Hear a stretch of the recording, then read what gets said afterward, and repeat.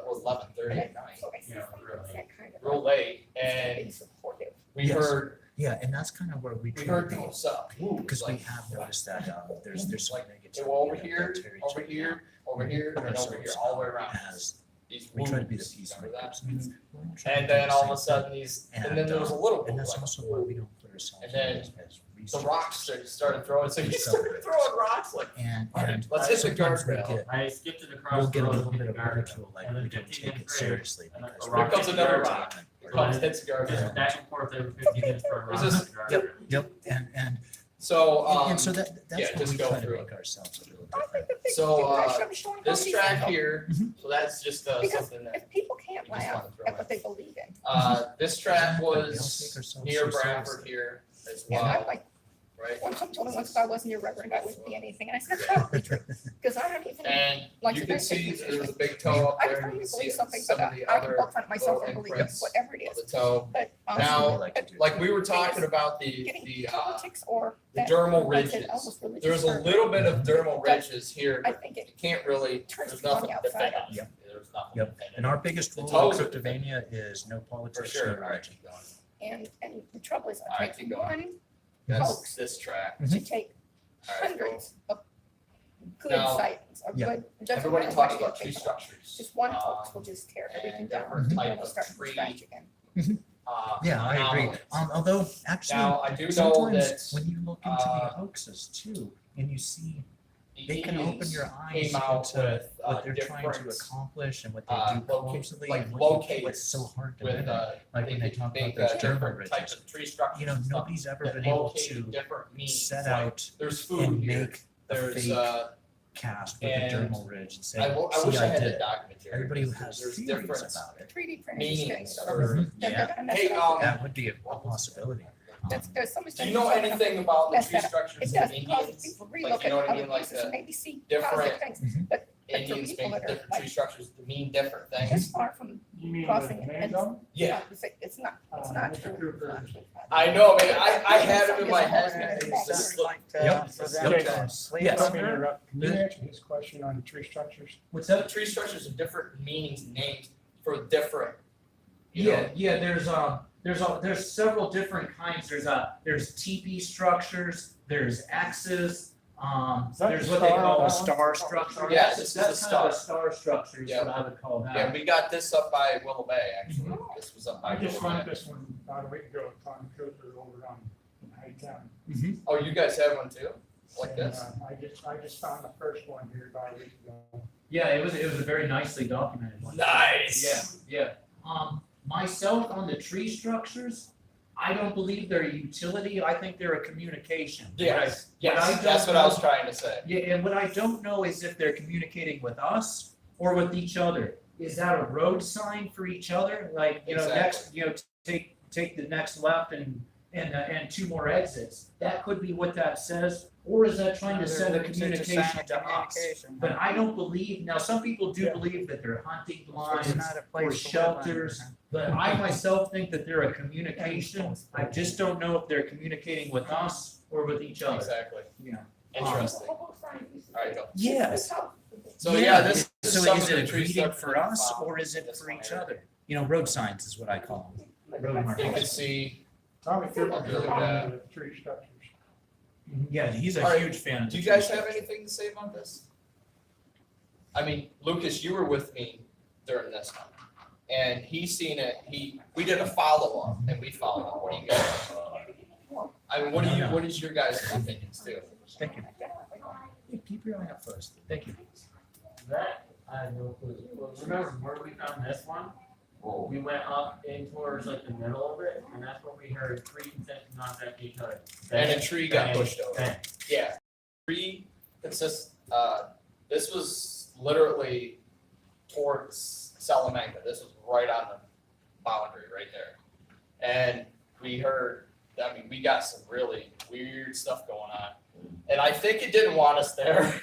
I truly think it just didn't want us there. I mean, it was like, we heard a tree bang, bang, bang, bang, bang all the way around us. And then a tree gets pushed over. And I'm like, we better leave. So we walked closer to the road and it stopped, all that. It's just, I think it's sacred. It's just sacred and they just don't. You might have wandered into a spot that they Exactly. kind of would like you to leave. But we followed up on that location, him and I, and there was nothing. Yeah. No activity at all?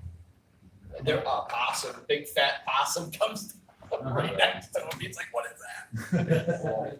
And if you look at the picture, like over on the bottom here, and over on that side, that was all grouped up, and this high side was pointing towards up the hill to where we went. Oh, it's like a directional thing. Now, another very common tree structure you'll see trees that we feel are manipulated so that they stay in a loop. I love you, but we've only got 14 seconds to save the earth. Or they'll be, Press the they'll button, be quick! braided together and made into circles. And you'll find some that are fresh, and you'll find some that have grown like that over years, and it seems like it's deliberate, like it's cultivated. And a theory of that put forth by Greg Yost is the most famous proponent of it, is that these arches are actually creating a circle that Spiritual cleansing, right? yes, Is that what it it's is? starting in the soil, coming back and coming It's like back. a spiritual cleansing. Yes, it's a shower of Yeah. energy or a cleansing, A cleansing. and that this is I agree basically with that. True. I agree. yes, sir. You ever find bindings of any nature being used? Oh, yes, we have. With Tommy Cooper. Mhm. Tommy Cooper hooked up with us, we seen all that binding stuff. And that was the trees kind of wound into each other, Yeah. and then using it seems it would have to be an awful, incredible coincidence for the thing to get bound the way they do, and like that. And again, it's a big woods, and you can say there's millions of possibilities, and it just happened to happen, but they sure seem cultivated.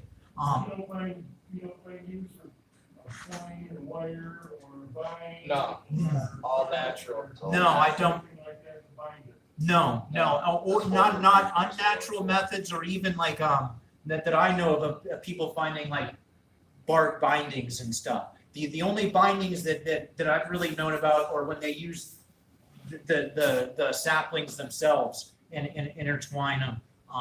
That we've seen, and that's Yes. kind of well documented. Yes. But we haven't really. You wouldn't see what you would call tool use for the No. structure for the structures. I might add, I noticed here in the last year, so I said something to Tommy Cooper here a few months back. You know where Baker's Rocks is up towards Pittsfield, Yeah. at Greenland? It seems like once you get into larger rock structures towards the bottom end of the hillsides, when the glacier drops the rock and you got the bottom end of it, it seems like there's no trees around, but it's just all rock. And right in the front, you're gonna see a couple of rocks, it's gonna be a great big limb, anywhere from 8 to maybe 15, 18 feet long. And you're right in the middle of the rock. So it's like, how did it get there? Yeah, some of that stuff is odd, isn't You it? know? Mhm. Then I went to Kinju, just up here this summer with a buddy Okay, the Kenzie on the Bridge Allegheny or National Kenzie Dam. Forest. Oh, okay. And I saw the same thing up there, and it could be one stone, 4, 5, 8 feet long, eyes high, and there's gonna be a limb going right straight over across the top, one in a certain direction. And how did it get there? How does it get there? You know, Yeah. And that's one of the things that's fascinating about this crypto world is how many you go out looking for answers, but you end up with so many more interesting questions. Yeah. And what if you're gonna what are the other explanations? And it forces you to use your mind to look around you and really get to understand the woods, because you're looking for answers to these questions, and you end up a lot of times with way more questions. Yeah. And it's fascinating. Oh, yeah. So, we'll keep it going. All right, keep it flicking. All right, now this is kind of neat. My wife and I went up to the Allegheny State Park, and we were just walking, and they made this walk bridge, and somebody put this in there, done by Bigfoot. And We this finally is- got proof. Yeah, this is over. This is over by Science Fiction Lake, which is over on the Quaker side of the Allegheny State Park. And this was so fun going up there and seeing that. He was down there catching crayfish. And I'm like, holy cow, Bigfoot's up there. He's like, oh my God. That's awesome. We all have, it's all about enjoying nature. This is what it's about. It's about enjoying the outdoors and nature and what is meant for us, for real, you know? It was all meant for us, and not to abuse, but to respect. And I absolutely, through all of this, I'm having like an emotional thing going on right now. Through all of this, we've had deer walk right up to us, almost feeding out of our hands. We've had little chipmunks and mice come up to the fire and sit by the fire. I've never seen something like that my whole entire life. I've never seen. Remember that chipmunk? It was so cold, and he comes up and sits right next to the fire by us, and I was totally back in there. We've had a fox, a little The chipmunk fox. coming to the fire seems more unbelievable than Bigfoot to me. Yeah, exactly. We had this fox just follow us, and he's just, I'm like, what are you doing? And he would sit down, and his ears would go back like this, and I'm like, I don't have no food for you. So we just kept walking, and I'm like, you know, we gotta be ready for this, man, because it could be rabied, you know? And then he just like left. He just turned around, went back up the hill. Him and I, our first time over in Red Mill Road, over in Crosby. 3 big bears, man. He was so huge. He just like down by the creek, and I'm like, whoa! And like we both ran into each other, and he just like waddled up the power lines. He stood up and went like this on the power. It was so fun to watch one thing. And that's on here too. But just the respect of nature. If you give it the respect, it will give you the respect back. And that's the truth. All right, keep going, man. All right, this is some more tree weaving and bending. Tree bends? Yeah. All right, keep it going. This is his very first imprint. You can see clearly up and through here some toes. The toe definition up in here. He got this when he first started with me. He's like, dude, I got something up here. You got to check it out. And this is literally on up off the Jackson Avenue here in Bradford. So we went up and we investigated, checked it out, and there was some odd stuff, but there wasn't really a lot of activity, you know. But it was really, yeah, we had an owl come down. It was kind of cool, and that was that. Now this is over at the. I'm not afraid to tell you guys where these are located, because I think that we should draw awareness to people about Bigfoot. This is in the Allegheny National Forest by Salamanca, literally on the Salamanca boundary, and the Allegheny State Park up on the summit. And the reason why we went up there is we got a report that there was something on the summit that was throwing sticks at people. And it wasn't people, it wasn't human that was doing it. It was something else. So we decided to go up there and check it out. And it wasn't these guys that went with me, it was my wife. And she was having a bad time that day. Mother Nature, come call it, I guess. But we started walking out there, and we started coming down a ridge. The trail goes down into a valley. And we're down in there, and nothing was going on. So I started gifting. Nobody knows what gifting is. It's like you're giving something to Bigfoot. And it wasn't that much. I mean, it was applesauce. That's all I had. Is a squirt applesauce. And I just squirted it out there. And I said, well, and I said to my mind, I'm like, all right, Bigfoot, if you're here, please show yourself. This is a gift for you.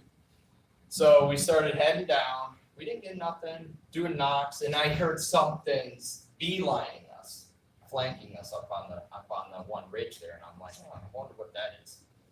And I was like, deer, maybe deer, So it was daylight. This is daylight. This is daytime doing this. So we decided to walk back up and around. I'm just doing tree knocks in multiple locations. I'm doing tree knocks along multiple locations, and all of a sudden we got into this one area. I'm like, we got to stand here. And she's like, she's afraid of the dark. She didn't like the dark. So we got to stand here. And she's like, no, I want to go back to the car. I'm like, no, we got to stand here. So I heard it did another tree knock, and all of a sudden, I mean, it sounded like a gun going off, hit the tree down in the valley. And then I'm like, oh yeah, I'm excited. I get excited about this, you know, it's really intriguing. So all of a sudden I'm waiting, and I'm like, if that's a person, then they're gonna come up. So all of a sudden we started seeing these weird orb lights, weird, just floating, weird. It was just a glimmer. She seen them first, and I looked and I seen it just disappeared. And I'm like, well, it's somebody with a flashlight, you know. But this was like, you know, like floating, weird stuff going on. And then all of a sudden on the flank, on our beeline, all of a sudden something was getting closer to us. And then you get that vibe. It's called the squash vibe. I think it's infrasound, is what I think it is. I've done a lot of study on infrasound, and I believe it's infrasound. It's a way for Bigfoot to basically get you out of there, because infrasound is a really massive technology that is out there. Not only does the military use them, but so does animals and mammals and elephants and whales, and tigers use it on their prey to stun their prey. And so I was thinking it was more of an energy type thing, whatever. And then I started getting this feeling like there was something there, hair going up and everything. And all of a sudden we were just crash, and then and this tree comes flying at my wife. Swear to it, I swear to this. A tree comes flying towards her, and it's a big, huge, about as long as this, and it hits this other tree and disintegrates. And I'm like, what in the? So I went after what it is, 'cause I'm a researcher. So and also I took caution. So I went towards whatever that was, and whatever threw that at least like 20 yards or something. I mean, it was far distance where this was at, and it was over by the fire tower is where it was, over in the Allegheny State Park. So when you go over there, use caution. And all of a sudden I started to go towards it, and then she's like, I'm going to the car. I don't care what you're doing. So I'm like, well, you know you're right. And I'm like, I'm not gonna let you go by yourself. So I started going up and around the flank. I tried to flank and come around to see what it was. So I flanked up and around, and there was nothing. There was nothing there. I mean, I was so baffled about it. And to this day, she will not go up. To this day. And that is 100% a true story. And then we followed up, and we went up there, we found these high breaks. Now, a lot of times these high breaks happen when the tree starts rotting in the middle. And then the wind and weather would blow it over. So this was literally, it was forced. It was forced over, and that's high. The vocals in there, and then we look for things to use for our research. Now this is a footprint here that I got. We put this out a lot. And this footprint broke in half. We get a lot of And things it that really you made can't me say upset. My is cats conclusive, bumped it but you off sure get a lot of our weird, table in the weird kitchen, noises.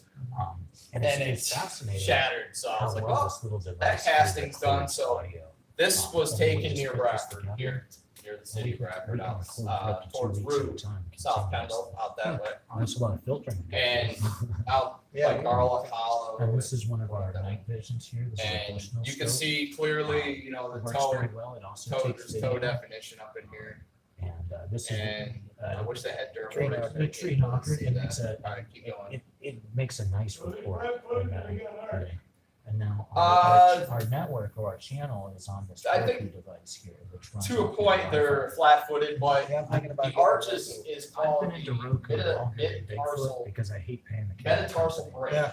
That's where the And I always middle know that I'm gonna of have the Wi-Fi foot in my house. literally because it's pivots just, you know, almost with the like a kids and chimpanzee everything. or a gorilla, But what I've done and now is I've therefore got they 3 can Roku sneak. devices. That's how And they're I so haven't paid a cable quiet. bill in 3 Well, years. they're The only I think problem they're with ghost it of the is woods anyway, sports kind uh, of, it's they're tougher for quiet 'cause sports. they Like step, if you're they really into step. the Penguins the or foot's so Steelers, big,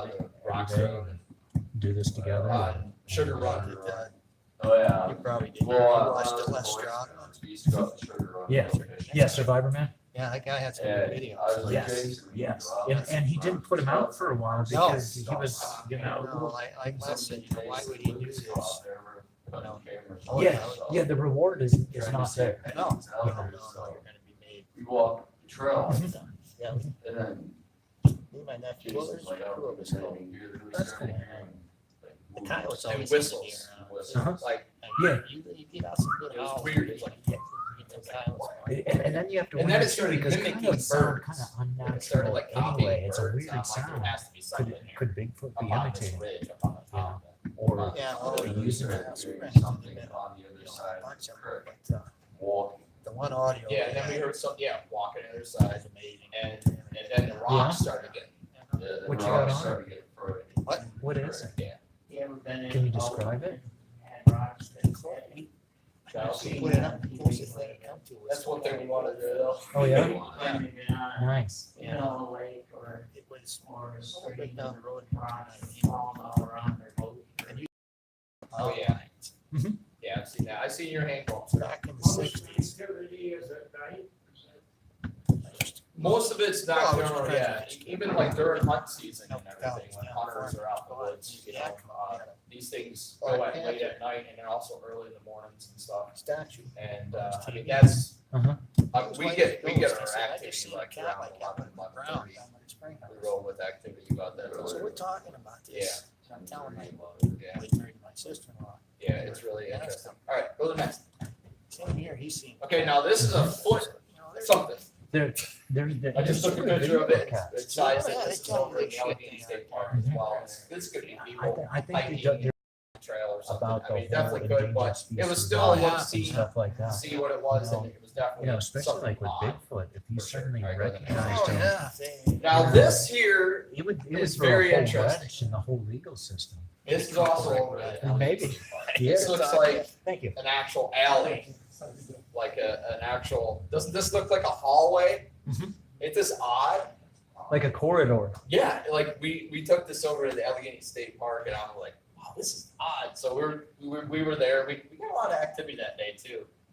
And this is something that's very mysterious. All right, go ahead. Go next.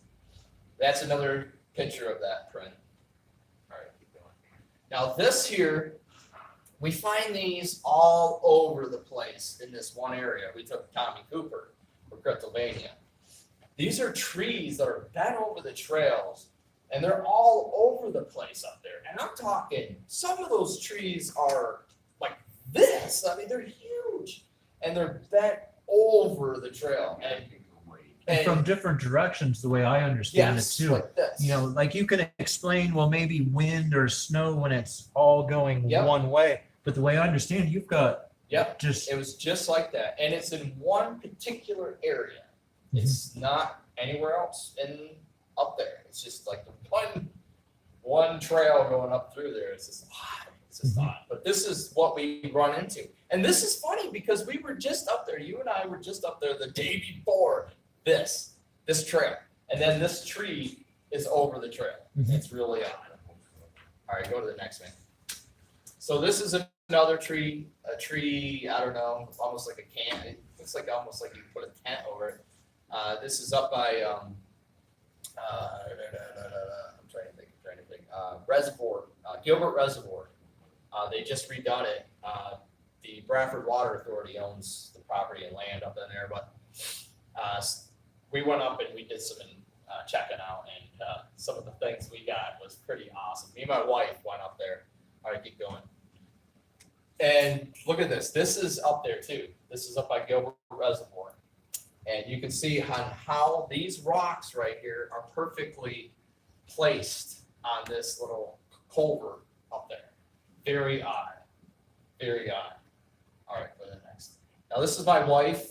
We were up there the day before, actually a couple days before, and my wife and I, like, we were just did a knock just for something to do. She gets into it too during the day, not at night anymore.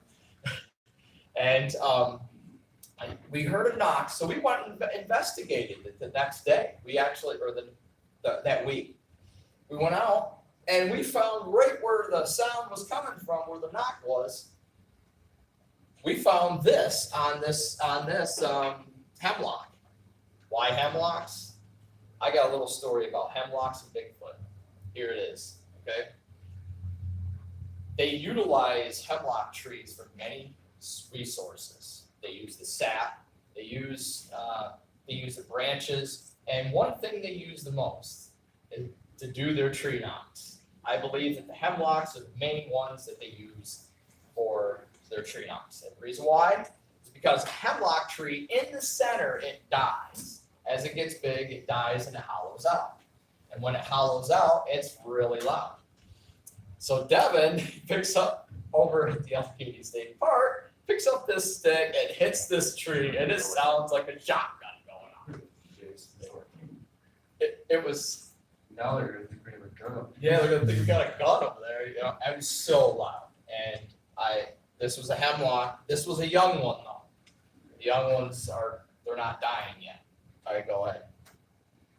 Now this is something off the Blair Witch Project. I don't know. This was some kind of a structure we. Mm-hmm. Yeah, it sure looks cultivated too. It's hard to come up with how that happened accidentally or happenstance. Yes, definitely. All right. Now this here is where that knock was on that tree, and you can see where the main target was here, and it broke off. All right, go ahead. All right, Devin, tell them about this one. Yeah. We got this up in Quincy. We went in there to do an investigation up by the airport. And we got into this area and we stopped and I was getting uneasy feeling. So I turned around and I'm like, where's the markers? We're putting markers up on the trees to see where we're going. And then I'm like, shining the flashlight out of them. I'm like, the markers are on the ground. What's going on? So we start walking back out and then we see the big foot impressions. In the snow. And this was this time of year, last year. Like it was October, it was our first snowfall. So do you think that it pulled your markers off? Yes. Do you think that maybe it was almost like a gifting to get you to look for a print they left you? You never know, man. I mean, I really think it's curiosity. Mhm. Like he saw the marker and he's like, what's this doing here on this tree? And so you're seeing the evidence of him checking out your markers. Yes. Mhm. But I know one thing, we almost got lost over it. Because you guys actually do that. You leave a lot of markers on Yes. trees so that like at night you can Yeah. know where you're at. Yeah, you like to leave it on the same side of the tree so that, like in a mine, you would leave torches on over the right side wall. So when you're coming back, It's on it's the on the left left. side. So Okay, you know yes. you're heading the right way. Yeah, So if you that's go down pretty to another tunnel that's on the right, it's like, okay, I gotta go down the other tunnel because it's on the left. Especially since so much of your activities at nighttime is probably pretty useful, you know, for you guys getting in and out of there. So you're using torch concept, but only with the reflectors. With reflectors. Yeah. Okay. How do you attach them to the trees? Is it They're from the dollar store. They're like straps. And they can flap on your arm and Slap wrap ons. around. Oh, okay, very nice. Very nice. I know exactly what you're talking about. Yeah. But this was very fun. It really was coming back out through there. Got out to the car and I hear a woo, and all of a sudden we started Heard a hearing whistle, sounds. woo, and a knock. Yeah, we heard a loud knock. It All was around us. crazy. Okay, keep going. This is a little bit of a tree structure as well there in that location. You got GPS tags for the hand device when you're going? Yeah, I mean, we have that too, but some places it doesn't work that good. Some places it does. Right now, I'm starting to carry my military just GPS. A lot easier to just use something like that. This was over in Eldred, Pennsylvania. This is over by the river, the Allegheny River, and we went down in this one area. We found this tree was just broke. It's bent over. I'm like, what in the heck, you know? And it was baffling. But we found foot impressions as well. Go to that. This is a foot impression. You can't see it by the quality of the camera. Some cameras are not that good enough where you can actually see a foot impression. But with a naked eye, you can see the foot impression. So this was a foot impression of it was big, and it pushed down, it pushed it down, and it just kept going, keep going. This is another part of that tree that's bent over, that in that location. This is the other part of you're not gonna see none. Tell them about this one. Okay, we were walking up Callahan Hill and we were hearing this owl following us up the hill. Then we heard a snap up the hill from us. And so we're walking, and I looked up the hill there, and I saw this branch in the middle of the trail, just hanging there. It was just hanging by another little branch. It was like, what? Right in the middle of where we were going. I was like, get a look at this, Jason. Yeah, this was really close to town. All right, go to the next. Yeah, see how it's wrapped? See how it's wrapped right up into that? That's crazy.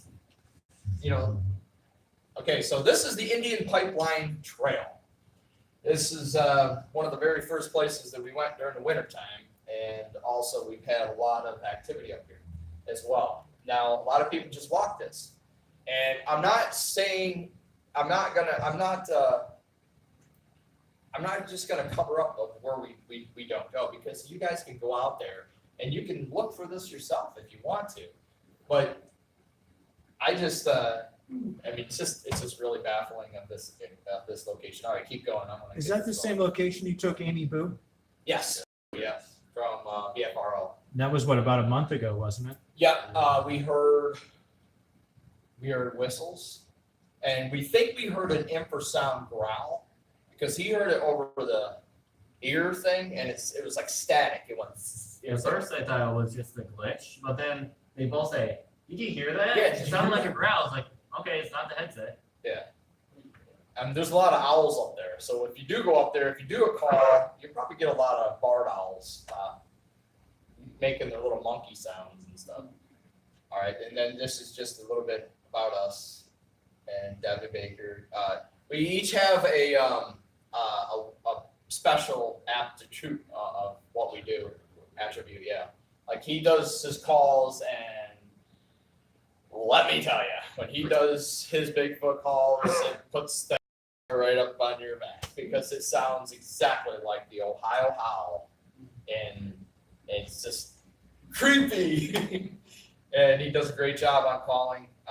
He does do an excellent job. Lucas is our tracker and field observer. He's really good. Most of our techniques and our experience is in the field. It's also, we learn also from other experts, Bigfoot, quote unquote experts, on how to track and stuff as well. But most of the stuff is on the field, on the job. It's like, gotta just get it right on. All right, and this is a fire on top of snow. How is that possible? Well, was it a special forces team or something came up with this stuff that you can put on top of the snow and light it, and it literally lights. You can have a little fire on top of the snow. And this is just some of the stuff that we do while we're out there. We do have a good time. We talk and freeze, but we just start a little fire there, and all right, keep going. All right, now this is in the Allegheny State Park as well, and then you can see this bend, this tree bend. It kind of looks like it rotted right there first, and then it bent over, but it's still an interesting bend. All right, keep going. Now this is over there as well. This is all like a tree. See, what they do is they utilize, like if a tree falls over or something, a storm does something, they utilize that and they make stuff out of that. You know what I mean? Like this here, this was done by a storm here, right? This was. All of this other stuff here was put in there unless Hulk Hogan or a big walks over and shoves trees up into something like that. It's the way.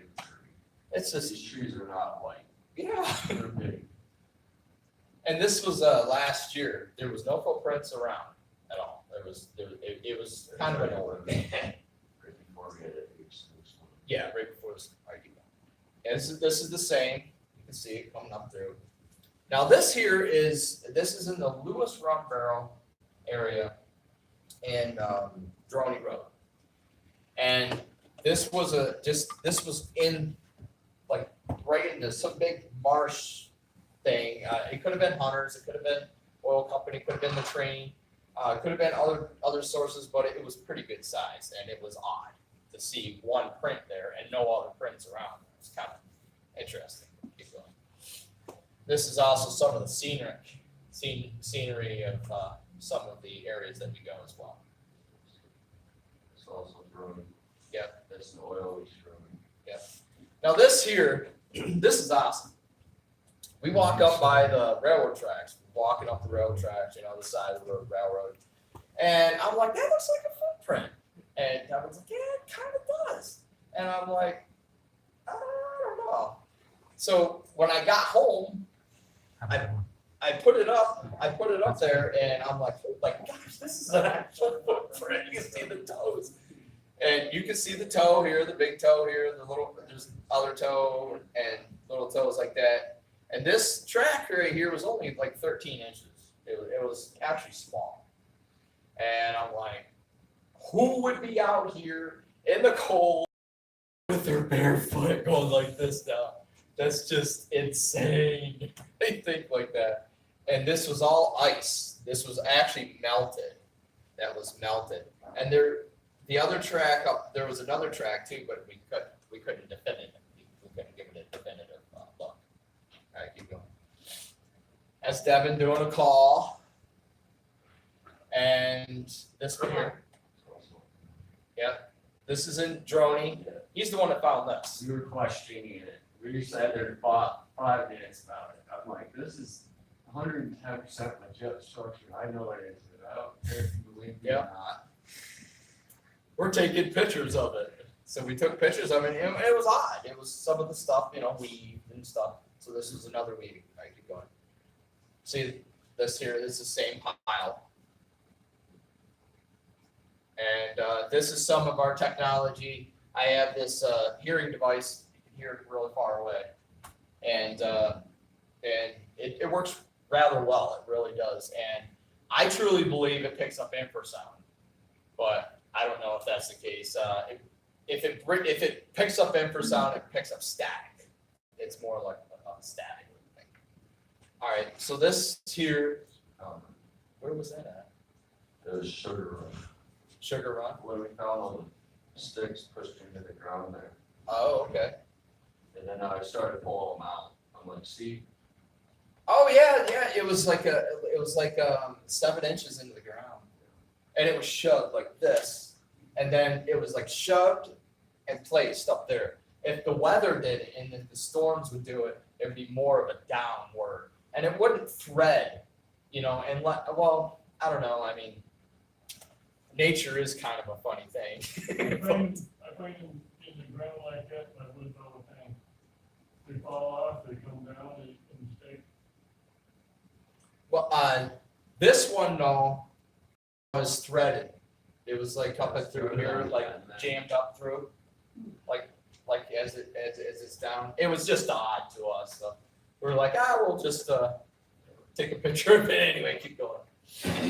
All right, and then this is one of the bendovers that we were talking about on Droney, and how this is bent over. Now, weather does this. Weather does do this. Okay, I understand that.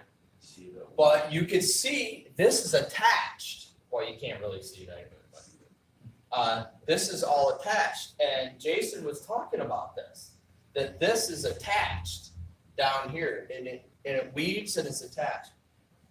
Weather itself bends it like over, and it just, unless it's some kind of a fluke thing that it attaches to other trees. It doesn't have enough of a crown for the weight of snow to have brought it down. You know? And like lock it. It's almost like a trap. It's like one of those. Yeah, exactly. Like a snare. Yeah, it's really odd. Yes. Were you gonna say something? Yeah, I was gonna say, for the amount of people that are in these woods in the wintertime, I've snowmobiled around here and around my place for 20 years. And we do a lot of looking for signs and tracks to see what's around.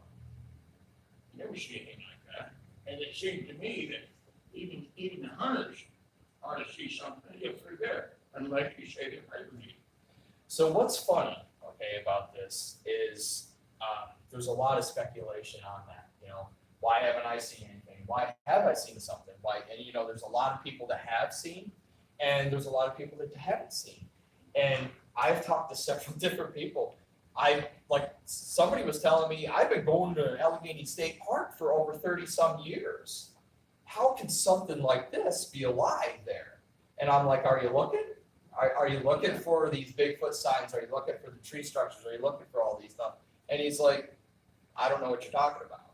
But, you know, so it's almost, you have to be almost kind of looking, but not always.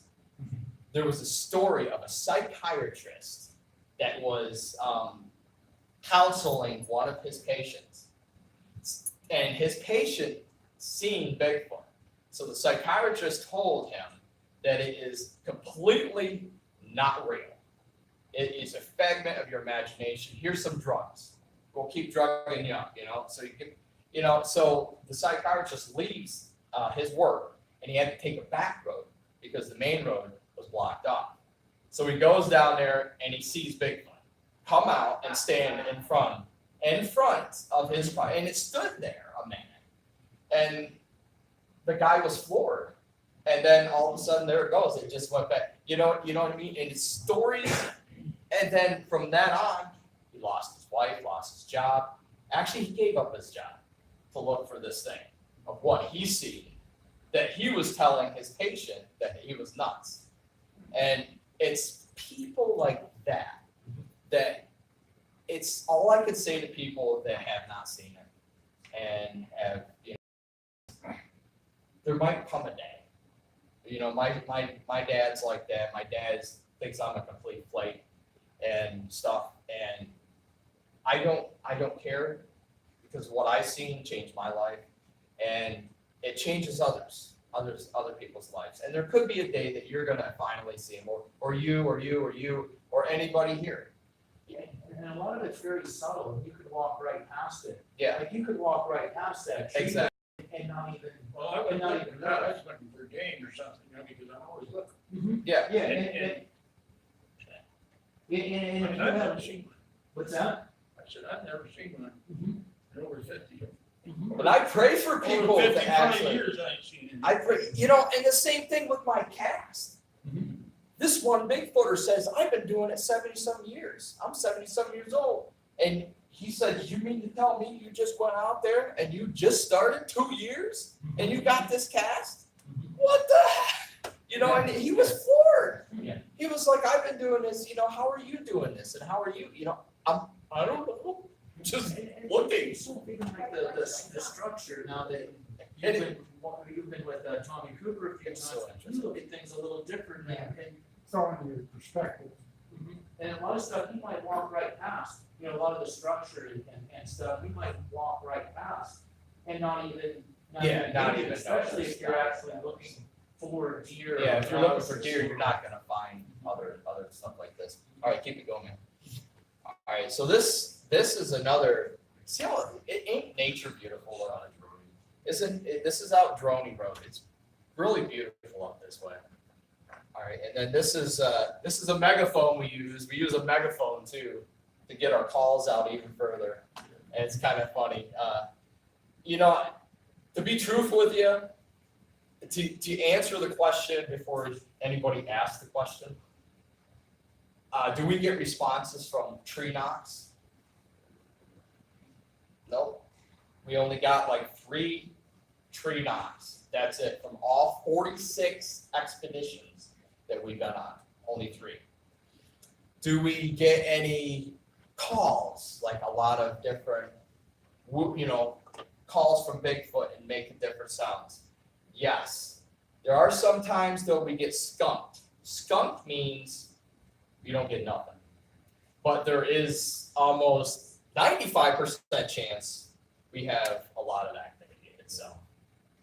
It's a lot higher. It's a lot higher with actual movements and activities and stuff. And we have to see, here's the other thing. Here is the other thing that is so hard to do. We have to distinguish between a deer and a Bigfoot. We have to distinguish a bear and all natural beings of everything.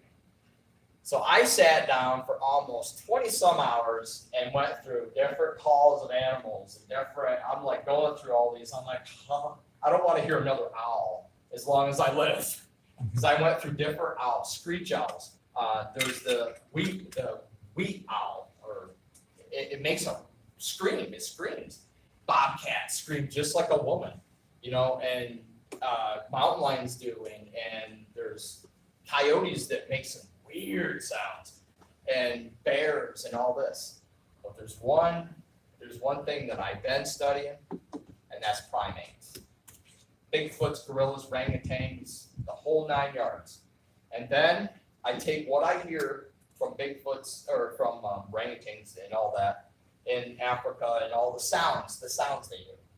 And then when we go out in the field, if I hear orangutan or something like that around here, which I've heard stuff like that, then we either A, have apes or gorillas, or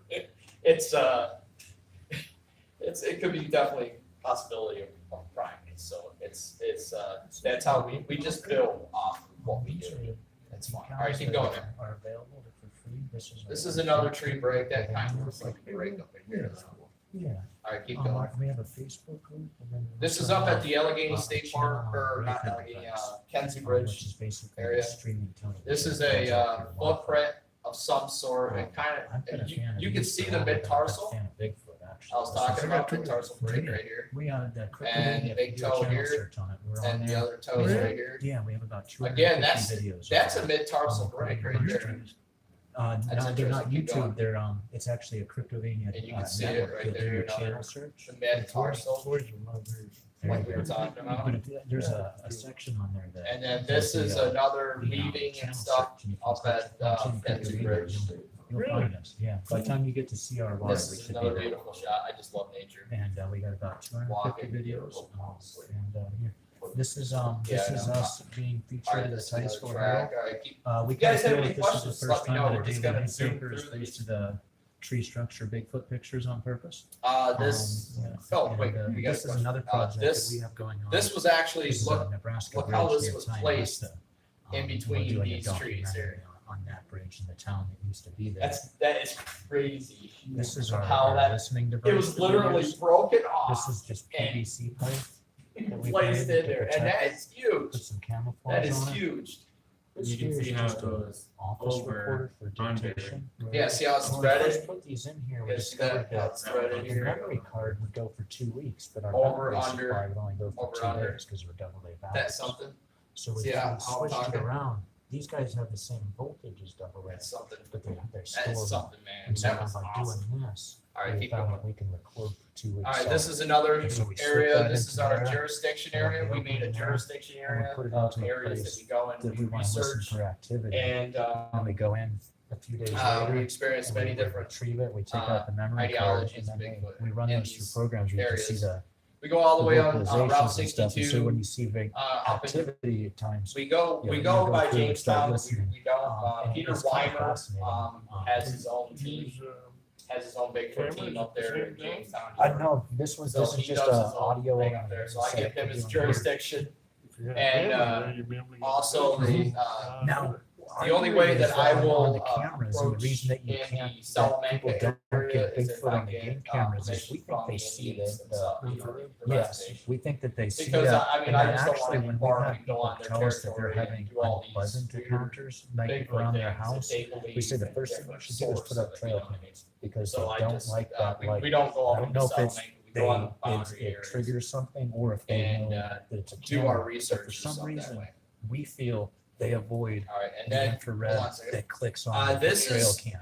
And This we is think that the only way our you're gonna catch them meeting on right camera here, research, to have it come on investigate, random promote. and just Okay, this hopefully is you what catch we them. do, this is But what if we're you're about. relying on a Okay, trigger we device, research they're the gonna whole know. philosophy of Whether Bigfoot it's- and whether understand, it's the do infrared field light, research. or whether you try We to form a investigate, trigger or something. like if you guys kinda have feel that sightings or, They're better at this game on than we are. Bigfoot, we would investigate these areas that you guys would, like say, like, come over here and, you know, and check out this area. So, and then we Yes. promote, we Yeah. want to And- promote that Yeah, it seems Bigfoot like over the last is 5-10 years, there's been a much that lives on more the face of this planet. increased So we wanna number of promote encounters. Bigfoot. Is that just our Alright, feeling, keep going. or is that actual fact? All right, Because you now can't- this is funny. It's hard, you don't have. Devin facts crawled to up this compare tree just to against. try to prove a And point. again, is that because? This some tree of us here theorize that and we're then getting there's a close to portion point beyond disclosure. split. And they're Literally kind of out almost like this. easing Like their way something into stood it. there and went like that. There's a Just lot of theories split about the it, tree and it's in kind of half. once you dip your toe into the rabbit hole, It literally, and what's he ridiculous climbed up there and and what's this is a split. This is possibility. this way and then And, there's a and branch to going us, this that's way. kind I of, go that's back. half the fun. You know? See, here, look at And this. like we said, you know, my unicorn is so much more realistic than your unicorn. And we say that to each other all the It's time. something. It seems like It when literally. people get serious about All right, keep research going. and stuff, then they All right, start this is another thinking of print we got themselves here, as Bradford, as well. You can see the maybe big more toe here, expert these than they other are, and they toes start as well. trashing other people's Now, ideas. We let's always talk try to about bring dermal positive ridges. light. We kind Does of this feel have a that's dermal our ridge in it? cryptovania, Yes, it is does. to bring the You positive. can see the dermal ridges right here, right up It's the through here, entertainment of it, in, you know, in that's- here, that's what and we in do. here, We're in it and for the fun. dermal ridge. And we're not out to It's your prove handprint. anything, but we are out to Basically, the entertain ridges our of your friends hand. and And infuriate your our foot, enemies. your feet have them as well. And this has the dermal Thank you. ridges as well. All right.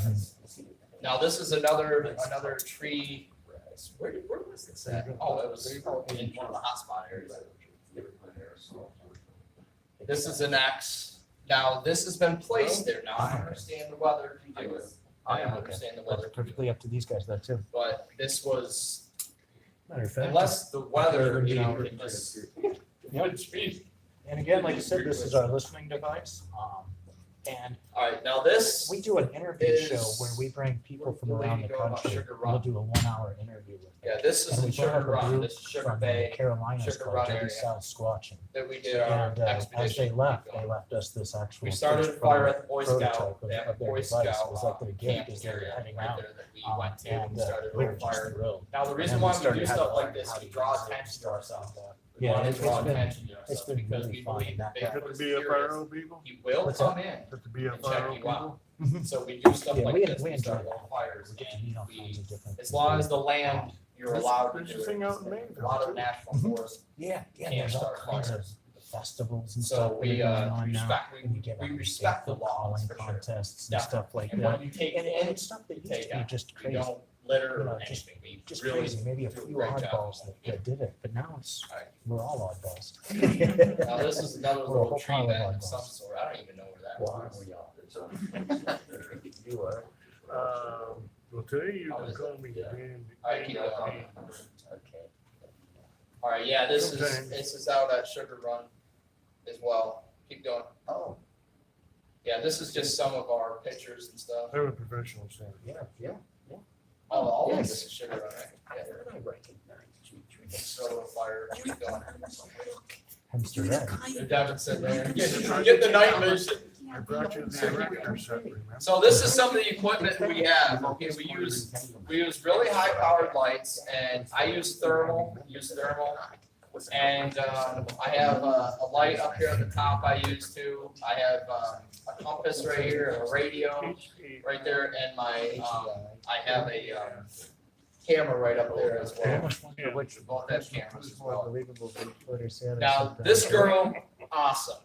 Forgot her name, I get love but breath. her mom works at the Bradford Hospital and she has Down syndrome. I support Down syndrome. I definitely support it. You know, and she wanted a Bigfoot shirt in the worst way. So I'm like, I am gonna get you one. We're gonna have one made up for you only. You know, you are so special, you know. And we do have Bigfoot shirts that people, we haven't quite got on the baseline of selling Because of yet, what he's but put together. we have really Did you, great did you come shirts. through just for this? They're not much at all, but Thank you. Oh, it was I awesome don't use to the see road her runners. opening that bag Real time and runners. reaching in and grabbing that shirt out. She was, you don't she use that? loves Bigfoot. She Well, loves everything at about Bigfoot. She gmail.com absolutely instead loves of- it. Okay. And I'll it was keep that in great to mind. see With her the for address that on the back. humor. And it's Excellent. great to be an outreach. Mm-hmm. It's great Thank to you. be an outreach about Bigfoot to the community. It really is. Curious, Because we're not curiosity. goofers. You know, we don't goof around on what we're doing. We research it, we take it serious. We have a legend, So curious I- about legends. This here That's what I'll say. That might be what I can has see baffled underneath me the slate ever since day sometimes one. in the winter. I have no I'm clue not sure. what this is. And who's It to prove you wrong, looks right? Kind of like a hard to tell fist from that distance going into the whether ground. it's upright. It looks like a fist going into the ground, just like that. It It does. You know, doesn't it look like this is the palm here, maybe a hand or you know what I mean? It has baffled me. Remember that? And I was like, yeah, right here's another picture of it. See that? It looks like a palm. These look like fingers. You know what I mean? What do you guys think?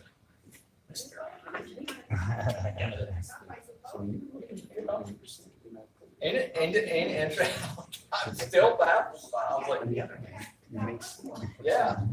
I mean, it kind of looks. I thought it was like dog prints or box or something, but they were pretty good size. They were pretty good size. Well, They kind of look like. Thank you That's very what it much. looks like. be good. I keep going. You too. Thank you. Okay, looks like they're what I see in Toe Ridge. Have a good one. Where is the Toe Ridge? I think it's up in here. isn't it? Jason Trost. Yeah, right in here, Toe Ridge. OST. I'm Yeah. from Titusville, Alright, keep going.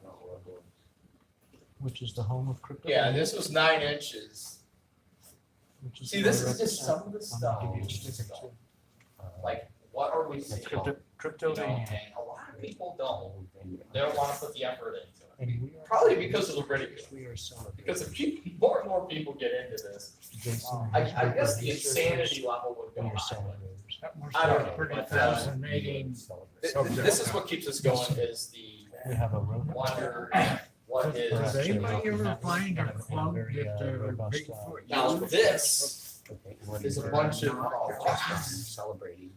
These are. We have our channel has about 250 videos on it right now. From what we call our I got a peer question. generated archives, which is Gentlemen, I groups have a like question. Uh-huh. and Did you ever others. find We a have our own club that original material where we interview That they're people, using. and we are introducing the viewers You to know the what? people that are out That's for one Bigfoot. thing we're gonna be We're looking not trying to for, prove Bigfoot. because that would be We cool. are- No, I would haven't. say you're They surely wouldn't Can I care use the word expositor? Aggregators is another one. They probably just pick it up, utilize it, Spinoza, for and example. then be done with He it. was But I think they expositor use in rocks. mathematics. I think they pick up a rock People, he never. and- Oh. But Where it also gets to introduce a lot of philosophy. a tree, it's a lot louder. I Exactly. believe. We have Yeah. researchers in our group, but It is a very our interesting purpose subject. is to But celebrate I have a and question for you. introduce. That's, in the I think crypto that's mushrooms. And then you say you're on road. I think it is. Mhm. I think it is. Yes, sir. Extreme. Okay, It's a Roku. we found this television structure, channel. What I don't know those channels. tree structure called bending down cryptovania. and attaching by these I mushrooms. dropped down. Could it be a mark? Now I'm using my DVD, Sony DVD. That's I had all those stations. No, I it's back. Yeah, Right. they- So what station is it's it? called cryptovania. Go to the next Oh, and picture it and see is. if I there's, just no, go to the next one. No, that's not it. Yep, and the Go same back, with the go back. Facebook group is Go called the back to same the thing. one. Okay. Yeah, We've right been there. featured in the Titusville Herald. Yeah, this actually went We've down, been went featured back in, here this way. I thought we had more pictures. And then this Clarion.com. attached, this is attached to the ground. Pennsylvania Wilds also. This is actually coming down Okay, and important to attached. How you doing, Grant? Really? What's going on? And I haven't seen you, right? with you being in mushrooms and stuff, do you believe What time of year is You this? still taking care of your wife? summer? Yeah. Summer? She's still at home, yeah. I don't know how Do you long. believe they're utilizing that food? How'd you feel about our put together? Yeah. How did you feel about our put together? How did we do? Very good, it's very interesting. I bought a tape, a commercial tape a while back on this. And I've seen many of the programs on TV. And there's becoming I more and was more. always fascinated by it. About a year. No, not even a year. I was gonna about tell you 3 one months, thing. 4 months. I It mentioned the looked pretty fresh. possums. Yes. My daughter lives in Erie and she had, All the structures a that few were years there. back now, she had Were all 3 taken down. cats. We- And she let This them was the out old, this was the right only there new. on the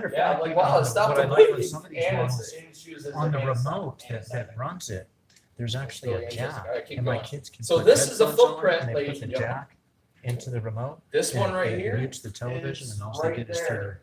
through the earphones. So when they're Unfortunately, watching something I went back obnoxious the or loud, second they day. can say, There's a "Put your story to earphones this footprint, on in," and and I they're good to really go. seriously want you to know about this one. Yes, Footprint. very similar. Okay, Run through Amazon. so here's how this happened. Mhm. I went to this Yeah. location by myself to retrieve a camera that I had, a tree camera on the tree. Yep. Went out there by Yes. myself to They're the retrieve East it. Bradford Research. So Center. I get out No, there, actually, we're invited. I get out guests. there, He put this all and together. I We heard have a close relationship. They these have a blue channel on jays our going network. completely crazy. Yeah, these guys put this all together. And they were chasing something. And all of a sudden, I'm back in there and I was getting ready to get the camera and I heard this tree get pushed over, like a fall. I'm not gonna say it got pushed over. A tree fell. And I'm like, what in the heck? And the birds were going nuts where the tree that was pushed over or whatever. So I'm like, wow. And I'm like, it could be a squat. So I said, I'm gonna sneak down. So I went around, came up the trail, and But it's a little. that was there. And I said, if somebody must be doing this. I was thinking, somebody's got to be doing this to me. Somebody has to. And not only this was there, but there was a scuff, like a print here, and then like a scuff here, and a tree, like it's running down this trail. And I must have But went they are around it, and it predominantly must have printers. knew I was They're coming, selling their and it product. took off. Yes. And then the Blue Jays followed it out through a marsh, like a real swamp. And I swear it went that, I went looking for other tracks, I couldn't find any other track because I think it was like, oh, I'm compromised. I'm actually, I was raised by newspapermen. Okay. So you understand. Oh, yeah.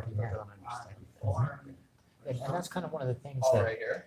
we use a little bit of that knowledge too, because it's a different digital age. Interesting. And the traditional way of reaching viewers Up, is starting to go by the wayside. like an ape, like an ape. Yeah, just like an ape, off to the side. I go to people. Just like, wow. Nice for pointing that out, man. I never see that till now. See, it, Mhm. sometimes Get one of your some apes, counselors they do. Yeah, like that. kids and they can put it in my association. So what is the administration? All right, and then this is a scuff. This is one of the scuffs. So it's like a footprint and then a scuff Stupid. running. Keep going. And this is another tree structure, or tree anomaly. Keep going. You can use a website. I mean, you can. Now, this is something that was running up this hill. This was in Droney.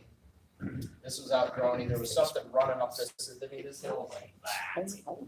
And we found, well, Devin did. He's like, man, look at this. There's like something huge running up this hill. And he found these, So you either, yes, they don't eat on. Yeah, we were down off the green. you are very correct. It's not the young people thing anymore. You know, it's not any fellow young people.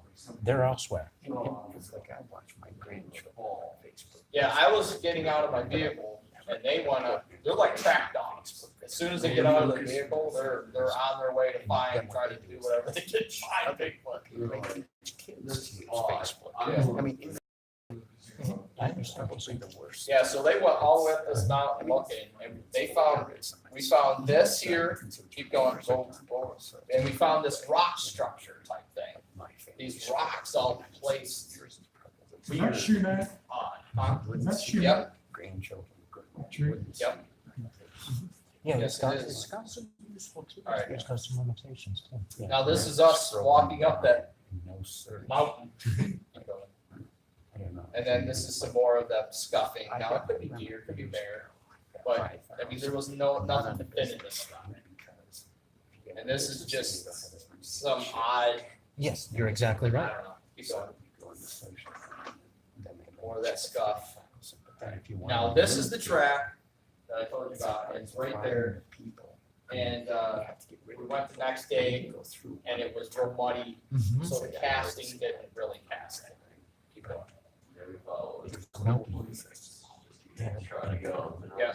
covered in.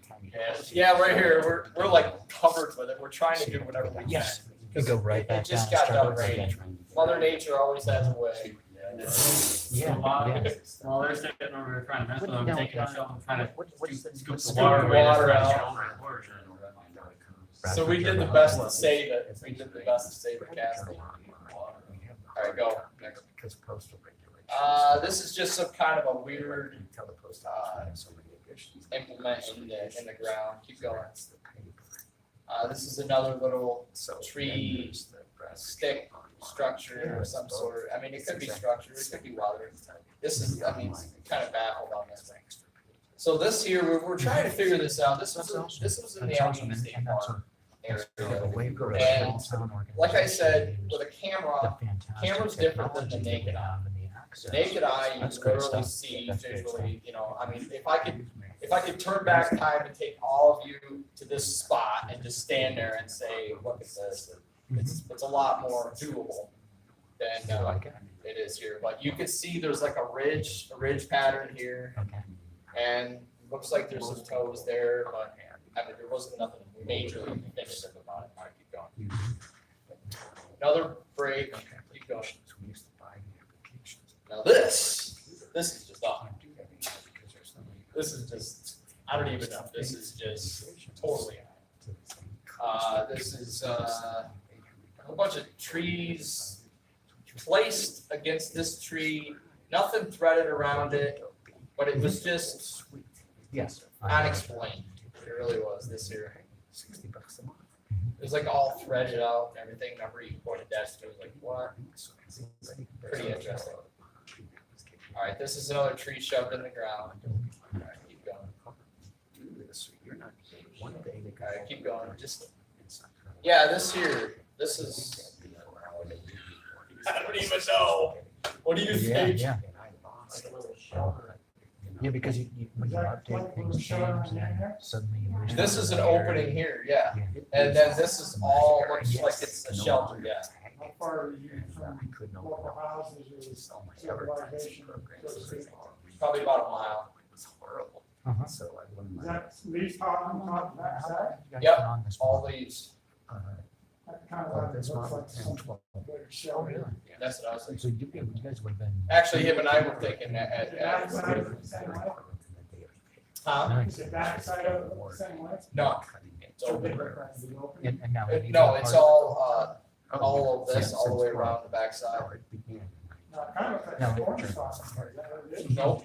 But I mean, with the push for the area. This has really got me baffled though. Because there's no sign of human nothing. There's no normally Did you find any more of that in there? just that one. Where was that at? I can't remember. Yes. Was you near the hillside, the creek side? or Yeah, something? that's Rick side. Mhm. And a marsh. There was a swamp back in there too. Yeah. And then, yeah, here's some more pictures of it. Yeah, that was odd. That's odd. That's just odd. Alright. That's I'll what. check out there, thanks. Yeah, how about it? Okay, so, yeah, this has a great story to it. Mhm. This is That's interesting. a Yeah, man, but- I forget his name. His name's Fred, something from Fayette County, Bigfoot. What's his name? Fred Seliger or something? Mhm. I can't remember his name. But anyways, he messaged me one time. He goes, you know what, man? He's like, some of those prints, I can't really tell that they're prints, you know? He said, take baby powder and put it on top of the print, right? So I did that, and this is in Crosby. Yes. This is in Crosby, PA. Mhm. This is right near the creek. And I That's found interesting. this I really like print, that. I really like and that. then we found a scuff I really like about, I don't know, maybe Yeah. 5 feet. And we found another one forward to that. So I'm like, man, this looks like a, track. It kind of looks like a bear too, but I mean, it's 10 inches wide, man. We got big bear. Yeah, and I'm like, if that's a bear, that's one big bear. A lot of archers use baby Yeah. Storytellers tell stories. Yeah, so what we did is we did this, right? We didn't have no casting material with us. And anyways, we couldn't cast this anyways because it was so on the top and it was dry dirt. It was dry dirt. So all you could see is the toes digging in, right? And kicking back. That's all you can see. And coming back and kicking back. And you could also see the dermal ridges. Now here's what's cool. Go to the next one. This is at nighttime with a blue light. This is a blue light, like a lantern. And this is all of that baby powder. Look at the dermal ridges. Look at all that. Absolutely insane. And the big toe. See the big toe? How big toe is going off. Yeah. No, you can definitely see the dermal ridge. Can you zoom that in at all, Lucas? The actual print itself, the foot, so you can see a little bit more of that. Yeah, look at that. That's incredible. When I see that, I almost love it. I was like, oh my gosh. No, oh yeah, the metatarsal right here. Now that's definitely on. It's on. I mean, I don't know. How long ago did you find that one? That was during the summer. Actually, that was a couple months ago. August. And it was the same spot where he played rock games with the Bigfoot. It was the same spot. We went up. See, we normally hit Crosby and then we go up Red Mill Road, that area, and because there's a lot of good game areas out that way, and it could be a possible Bigfoot's hiding on the ground or something. But all we get up there is bears, so we decided to leave there, and then we went down by the wax music or the wax plant. Down there. And I was like, this is something to be a horror movie. That place is something else, man. Yeah, Farmers Valley down there. And they, BFRO, have a report of an actual sighting. It's in the report on the internet of a report of Bigfoot sighting in that area. So we went to see if we could get down in there. There's no way, I mean, it's all posted and private property. And we tried to get down in there by the creek and then blocked off. And I'm like, okay, well, we ain't gonna go any further. So he's like, there's something around. I feel it. And I'm like, yeah, I feel it too, going up my hair, going up. And I'm like, I want to get out of my vehicle so bad. And trying to, see what we can do, see if they. All right, keep going. All right, this is the same friend. Yeah, that's the same. Yeah. Go. Okay, now this is a great individual. Amy Boo from the Ohio BFRO. And she's a great individual. She came here for the Kenzu Bridge squatch calling contest, which we are teaming up with the Kenzu Bridge Foundation. And we're gonna build the squatch calling contest huge for next year. It's going to be enormous. We're gonna have other Bigfooters there. We're gonna have somebody dressed up into a Bigfoot costume. Hopefully you guys can help participate as well. But we're trying to get this out, and because last year was kind of a little dull at the Kenzu Bridge Festival. We're trying to get more people involved, and I mean, it's the second year I've done it with the squatch calling contest and everything. And Mary is her name, Beatrice or something. She wants to expand it more, and so we're partnering. She's a great individual. She came out and she monitored us as well, see how we're doing as well. Very well accepted. And she couldn't believe the activity we got. She got rocks thrown at her, hit her leg, hit her foot. And the owl communication, Mr. Owlman talking back to the owls, and we're like, this owl's gonna come in and land on you. It just, boy, he was just talking up a storm, that owl was. And then she's like, I think it's mating season. Yeah, and my, For the- my So, all right, yeah, keep I going. used to be the editor of the Times. All right, a little bit more tree structures, And keep same going. with the Corey Journal. All right, so in Anyways. conclusions, this is it. So in conclusion, if anybody has had any sightings, or if you are interested in Bigfoot with us, we have contact information over here that you can fill out. We have waivers that you can fill out and sign and go with us on an expedition to verify what we're hearing and seeing as well. A lot of times And people want. you know, I just don't like to have somebody out there speculating everything, And you know, like, they oh, think that's that the this, story this, has this, to be this. fantastic. Just have an open mind. That's what Bigfoot's all about, is having an open mind to the subject. If you have, if you don't have an open mind to it, it just becomes a To our subject, daily life. you know, and that's, basically that's what to we me do like is one we of the try things that's to been kind of research lost. the The daily possibilities newspapers of used this to be able to species capture being those, here but I think that a lot in of times this the county new and in generations of Pennsylvania journalists, and New they're so York and looking, across they the want whole to take down And that's what we do. the government. But if you're interested, we have some information here, that you can, look over and, get with us. And normally, we have an expedition every 2 weeks. We're gonna be starting, our expeditions next month. We're gonna have them each week. The next expedition we're gonna have is in Rimrock, is towards, we're gonna start doing Well, some expeditions yeah. towards the alligator reservoirs. Yeah.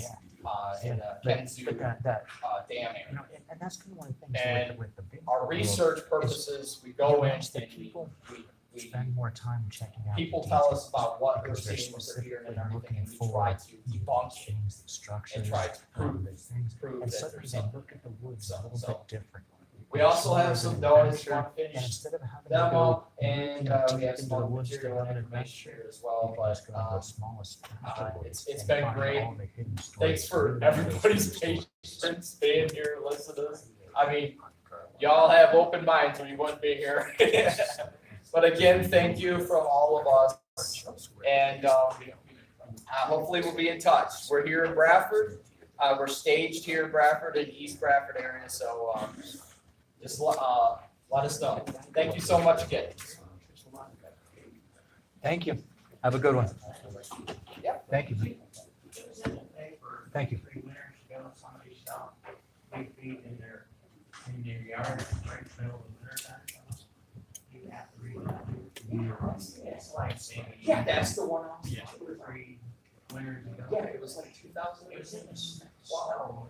Right there was a naked foot in. Right. in the snow. Yeah, that's the sighting that they had. In their yard. Yeah, that's the sighting. We are Cryptovania. Our main thing is we have a That's network what that's on the Roku device. We have 2 sightings here, right? And we also We have a had very a vibrant sighting back in Facebook page that we, our Facebook Sighting group. in If you're 1973. interested in these decals. This used to be called, Park Street. This is one of our listening South Center devices. Street. We put these out in the Used to be woods. called- It's just PVC with some I can't camouflage tape. remember. And we take a Yeah, normal and dictation There was device. some kids over there That's playing, just an office baseball. dictation and device. they were chased by. And we an discovered outright that Harry Holiday from the This will record And continuously all for up to woods. 2 And weeks on the also memory the- card. it used but to our be batteries airport. There used Only to would be last the for airport 48 going on hours there. because they were AA Maybe batteries. as well. We figured out that these D cells have the same voltage And there rate, was also but they one just on store Callahan. more. We were able to just rig this up out of another device. We create this, we slip this in here, we close it up, we point it out here, we leave it for a day or two, and we come back, we grab our device and we plug it into a computer program where we can see the modulations.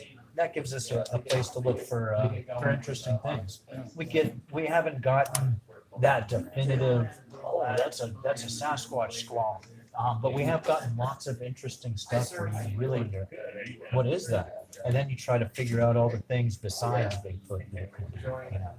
And that's kind of part of the challenge and the fun of it.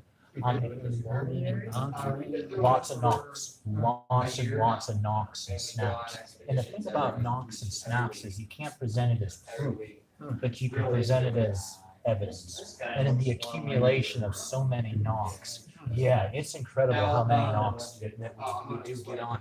And then you get into your mind, what else can be causing this? And you can think of all kinds of things snapping and stuff like that.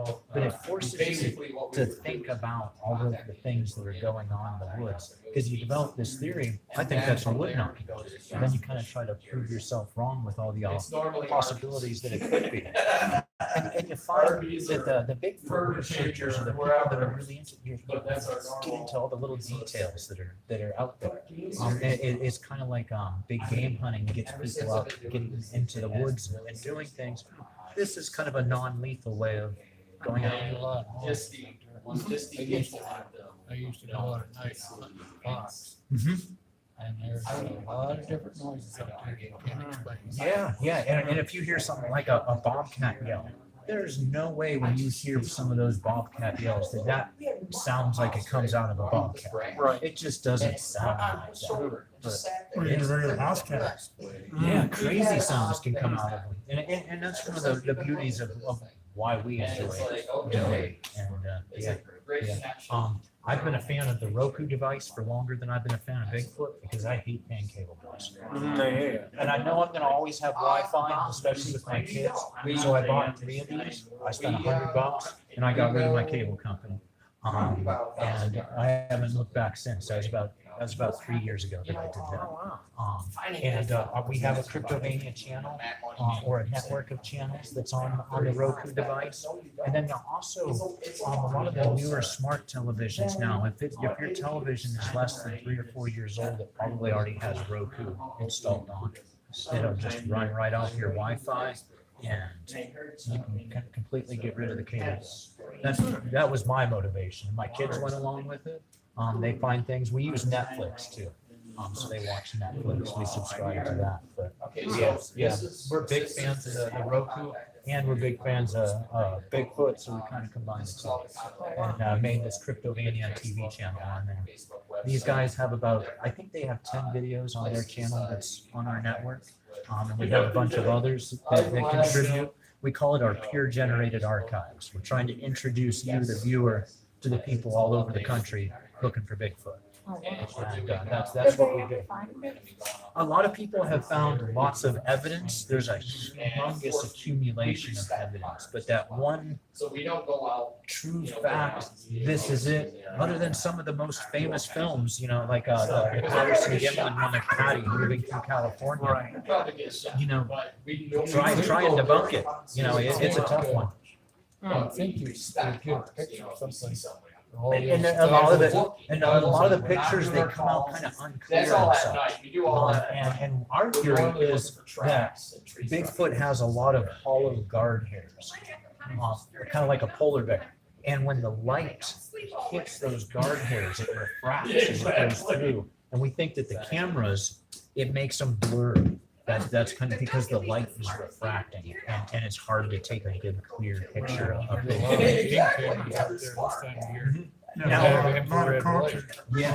Spiritually, you're not going to see it. And if you see it, and if you see Sasquatch, he's trying to tell you something. Or it could be like that story he was telling earlier about the little baby fox. Yeah. Is that something?